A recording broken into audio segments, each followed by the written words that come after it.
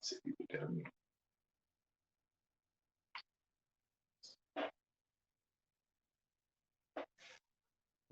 Good morning. I have the honor of taping Bahamian long jumper Osbourne Moxley. How is your day going so far, Osbourne? Hi, good morning, Alpheus. How are you? It's going okay. Very well, yes. Please tell me when you started involvement in sports. Oh boy. Not any particular sport now. Well, actually, my first involvement in sport was track and field. I have much older siblings, and I watched them.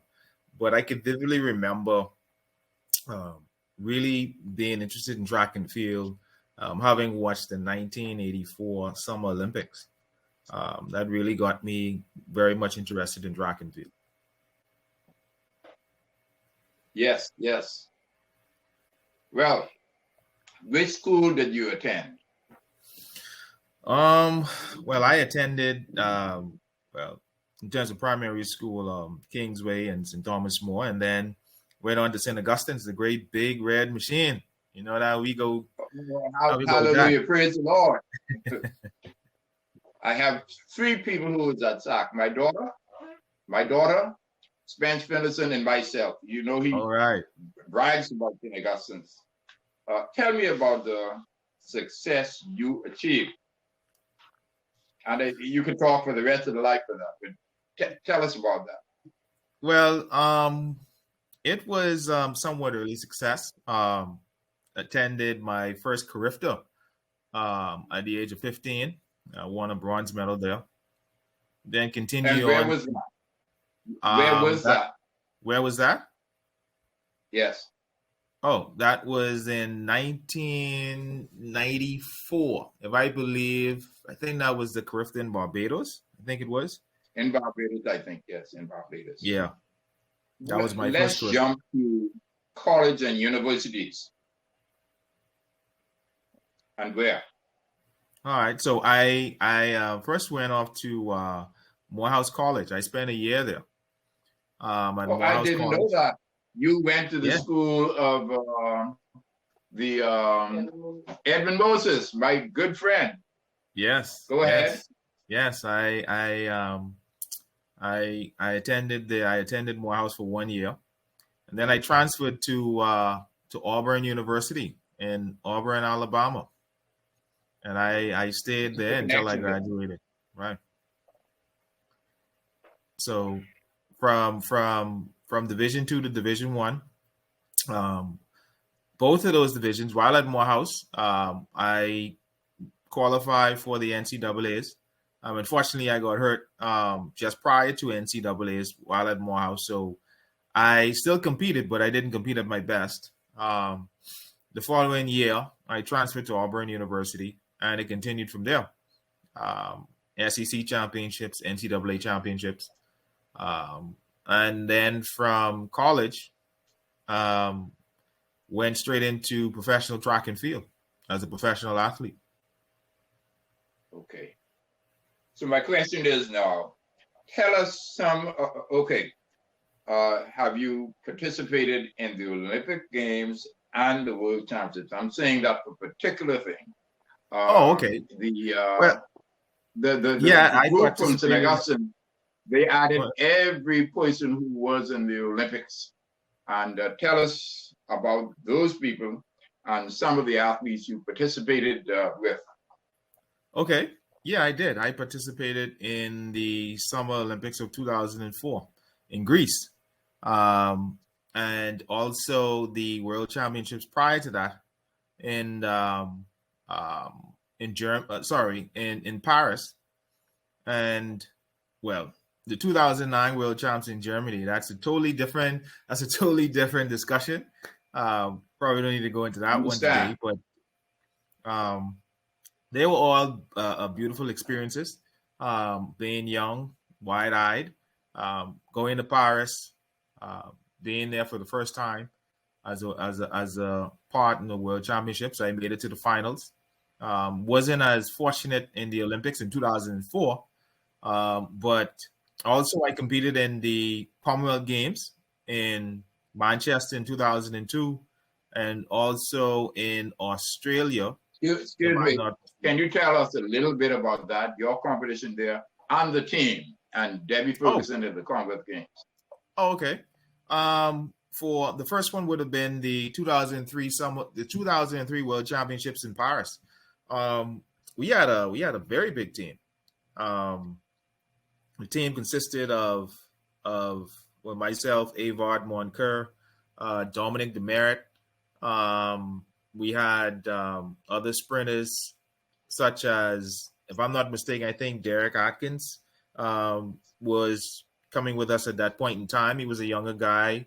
Also, you had Chris Brown. These are the folks that we went up through. Actually, I think my years as a junior, I think we had the biggest contingent of senior athletes. I'm thinking for that period, that time period. We had Tonic, Debbie. Actually, even around that time, Pauline was still competing, if I'm not mistaken. The LD's Clarks, Savantita Fines. So all of those persons were a part of our team. And it was a packed house. I think we did very well at those championships in Paris. And then on to Olympics. Basically, the same team that was for Paris was basically the same team in Greece, where we had a full contingent of sprinters on the men and women's side, and also the field events. Laverne Eve, and the lady, I mean, her name mistakes me, who always traveled with us for the long jump. I can't remember her name, but she was there as well. So I think on both sides of the track, male and female, we had a big team. I think the team consisted of, we probably had about close to probably almost 20 athletes, 20 to 25 athletes going with us, just representing the Bahamas in those two championships. We came away with some medals, and I almost think that was probably the biggest. Probably that team probably made the most finals, and probably I would even dare to say got the most medals during that period, that time period for the Bahamas. Osbourne, Edmonton was the biggest Bahamian hawk. Really? Now, what that was the year before Paris. Yeah, before Paris. I tend to get mixed up. But yeah. Tell us some of the athletes, not Bahamians, who you competed with, against. Oh man! You still have some friends now around the world. Yeah, I competed with Ivan Pedroso. I competed with. Yeah, I competed with more than one occasion. I competed with him in 2003, and a few of the area championships. I think in 2002, and I think he was injured in the following year for Greece. I believe he was injured, but I competed against him definitely in 2003 in Paris. Dwight Phillips from the United States, Miguel Pate. What's another? There's another great guy from the U.S. Tall guy. I forget what his name is, but then there was also Kareem Street Thompson. I competed against him multiple times. Oh yeah. Let's see. From the Cayman Islands. That's right, from the Cayman Islands. I competed against him in 2002, 2003, 2004, even up to I think Grenada up in 2009, I think it was. So I competed against him a lot of times, not just in major championships, but also on the circuit. But yeah, I mean, it was great competition, and it appears to me as though the competition back then was a little bit more tense and a little bit more energetic than what it is now. When you came to compete, you had to compete. You couldn't have any type of thought in your mind that the next person was you were inferior to the next person, or they would have eaten you up. the trash talking on the sidelines, that was live. That was live, I must say. But yeah, I mean, it was great. The competition was always very, very intense. Um, and everybody brought the best out of everybody. And from what I can see now, especially nowadays, the folks nowadays, they aren't as consistent as we were back then in terms of our jumps per competition. So tell me what happened. We talked about that. Mm-hmm. And said with boring, and this is the first time that nothing happened in the long jump. Do we need to have another crew of people around the world to get it up? Yeah, I think it kind of went downhill after Irving Saladino from Panama. I competed against him as well, and also the guy from Italy. I don't know where he went. They after those two stopped competing, it kind of went downhill. There isn't the energy. The energy isn't the same. It's not there. And I don't know if it's a generational thing or if the way that persons are being coached now is a bit different. I mean, I've heard from different coaches. They tell me that, the athletes today are not like how they were prior when we were jumping, when we were competing. It's not the same. Their approach is different. How they conceptualize things is different. How they react to certain comments and what's going on around them is different. So all I can say is, I guess as time move on, a new generation, people do things differently. Well, when did you retire from track and field, the jewel of the Olympics? Okay. Actually, I think my last attempt at probably competing was right before Rio. Recent. Yeah. I think probably right before Rio, I think it was. Or sometime in between Rio and London, maybe. I know definitely at London I was still quote unquote age appropriate for the sport. Yeah. I would have been. London was 2012. Let me see if I can do a little bit of quick math for my age. I think I would have been 30.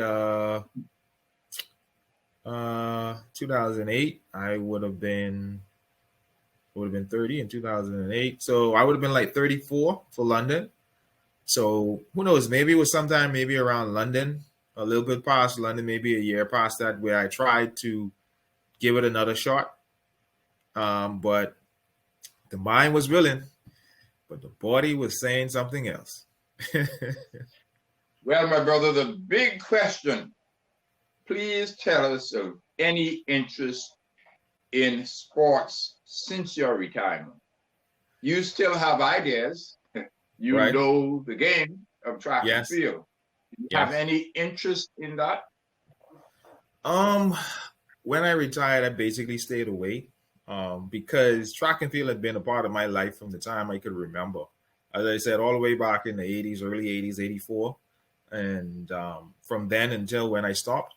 So I kind of pulled away just to get away from the sport.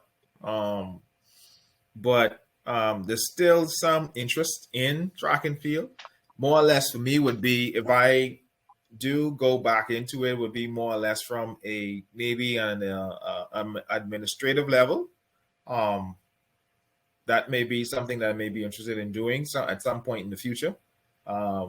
Coaching wise, I do, when requested, I do come out and I help some athletes from time to time. But it's unfortunately trying to coordinate that time between what's going on with me personally for coming out and putting that commitment into somebody else.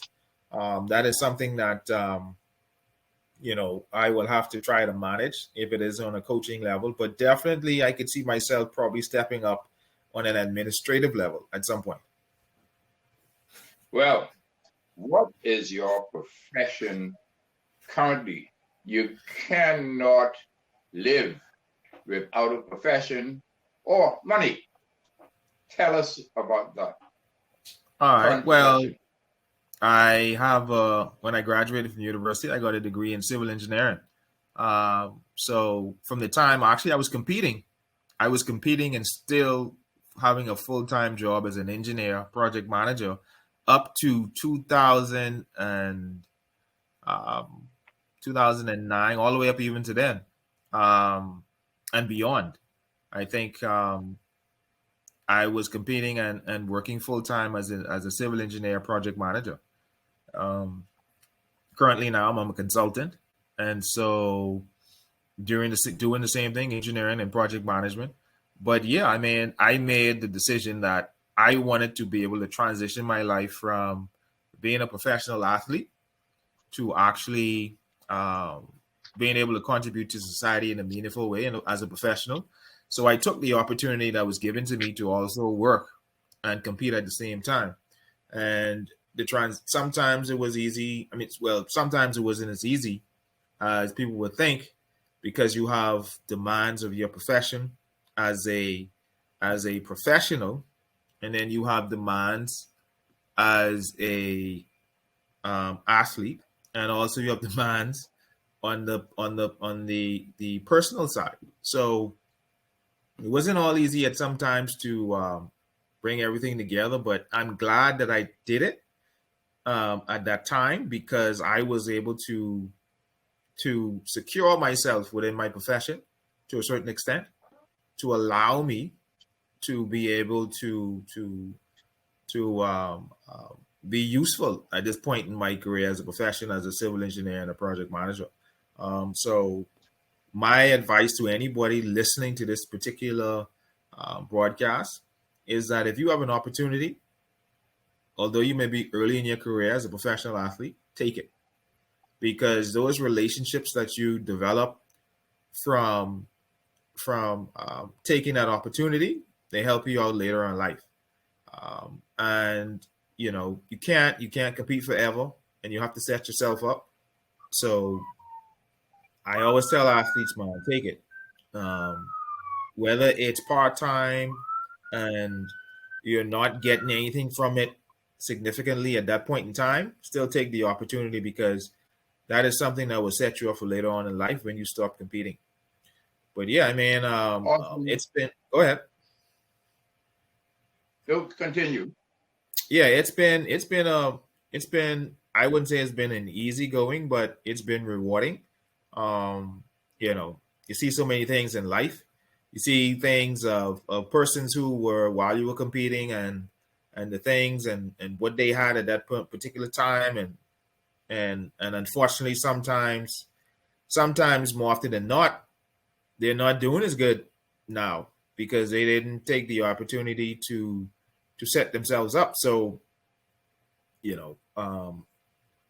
those are the examples. The question now, the importance of family.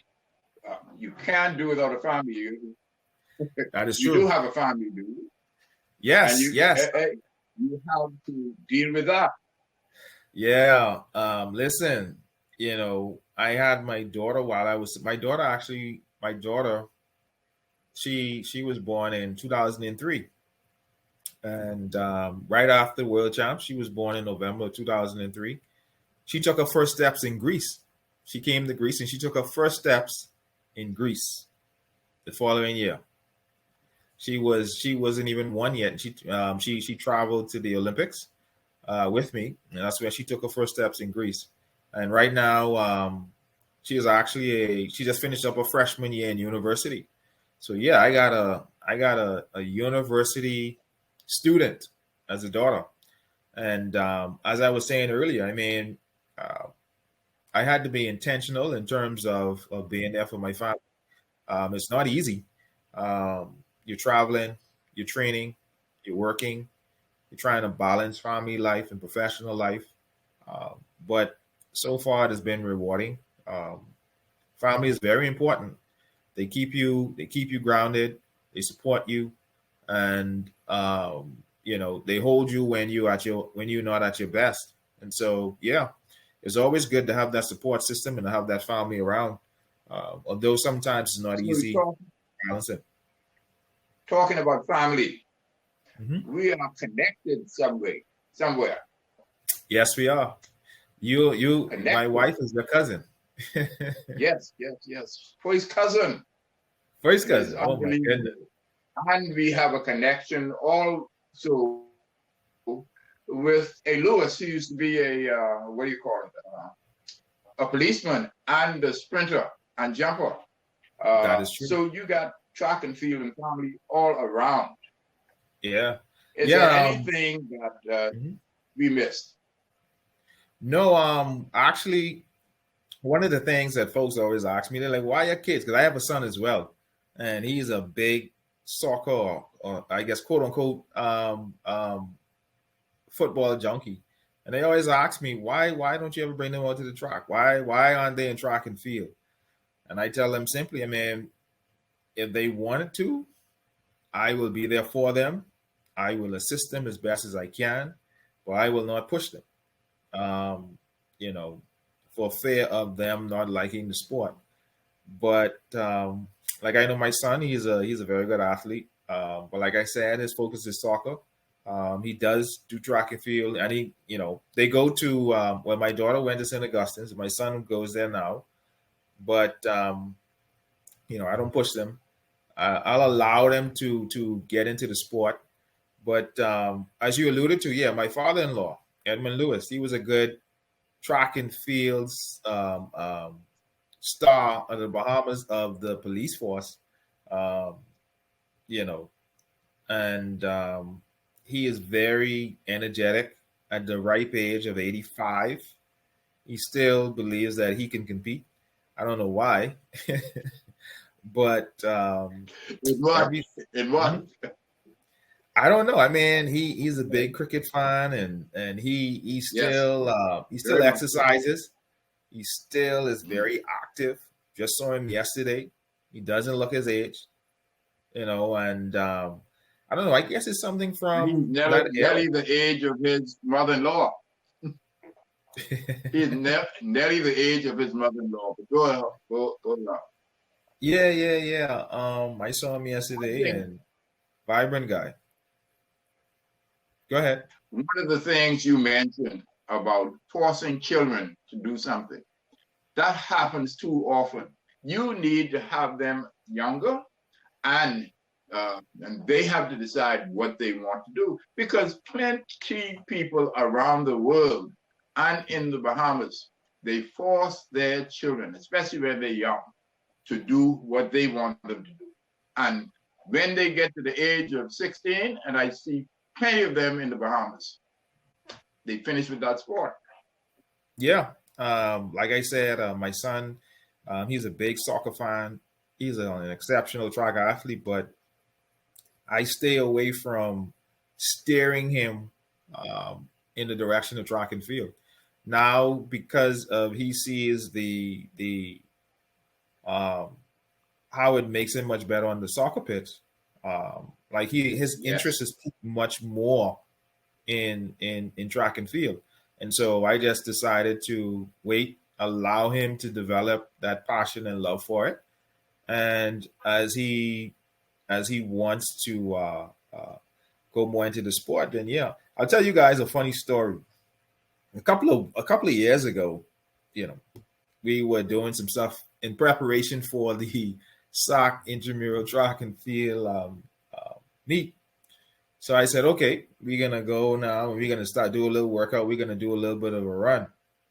So we were running maybe about 2 miles or so. Man, that little guy, he ran my legs off. He was about 12 then, 12 going on 13, and I pulled up, and you know me, us little older fellas at that point in time, he kind of tried to figure out why in the world I was such lagging behind. So he kind of turned back around and came back to me, and I was like, no, man, don't worry with me, man. You keep going. I just trying to watch you and make sure and see how you were going, telling a little story, but the guy was exceptional from then, and it's just for him to now really try to turn the track and field to see if he could do the same thing on the track. But he has the talent for it. But he run me into the ground. I figured I was gonna run him into the ground, but he ran me into the ground. And but like I said, I'm going to give him the opportunity to figure out what he wants to do, and whatever it is that he wants to do, I just support him with it. So I definitely don't believe in that of forcing somebody, especially your kids, to go ahead and pursue a sport just because you did it and you want to have some type of a legacy. As long as he keep moving, and being interested in being outside. Because what I see nowadays too, I mean, these guys, these kids, they're more caught up in these games and being inside and not being healthy lifestyles of there's nothing wrong with going outside and trying to be safe while being outside, but getting some of that exercising in but not being cooped up inside.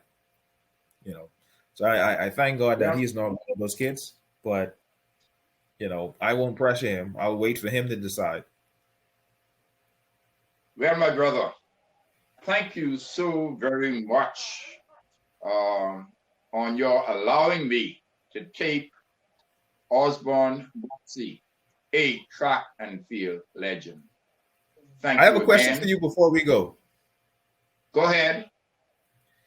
While you were, because I think you were still president when I started. I started my first course was after BJ Norris. When did you start being president of the B3As? Just after BJ Norris. I can't remember. BJ was for I think 13 years. Nobody ran against him. And then it was Jerry Wisdom. But you had to put in say you're going to run. Jerry didn't put it in. So BJ was the person who was conducting the election right across the street in the Ministry of Sports and Culture, right across from Galena. And then I became president. C.B. Morse was involved with track and field. And when he came to the Rotary Club, he said, "Don't stay as long as that other fella," meaning BJ. Right. I was only going in it was 2 years term. And by that time we won. Frank Rutherford did the that's 92. The triple jump, okay? Right. And I said we wanted to make a world championships. And when I came in, the world championships came in. And it revolutionized, because Algernon S.P.B. Allen, he was the first person who came to a world championships. And that was right before the Atlanta Olympics. And what he said, as Gus and I and all of us were walking to his hotel, he said, "Alpheus, it's going to be track and field, athletics in Atlanta." And that came with, what do you call it? Troy McIntosh had beat Sotomayor, and Pauline was silver medal, okay? And walking, he called Nassau 1 o'clock, and he said what the government will give them. We never told him anything about it. I took him over by the high jump. Oh, and he talked about what the government would have done. And some people are saying that he can pay that out of his own money, but the government gave the athletes that money, and it's going up and up. So, as president of the B3As, which junior team was your best, and which senior team was your best? Which one for the year? Which year? I can't remember that now. Too many things go through the head, and so much track and field. Yeah. Yes. All right. I come from St. Augustine's, And we got myself, my daughter, and Spence. Oh man, we got all kind of things going through our head. You know, sack people. That's right. Yes. Always busy. Always busy. Yes. Always busy. All right. Well, just so that I know. I know one of those teams. I know your best junior team, your best senior team had me on it. I just was trying to get that out of you. That's all. Yeah. Too much in my head. I take a little while because it's too much in my, and you know, I have a profession. That is true. So that is true. You cannot do everything. Understood. Thanks again, my brother. Thank you for having me. Appreciate it.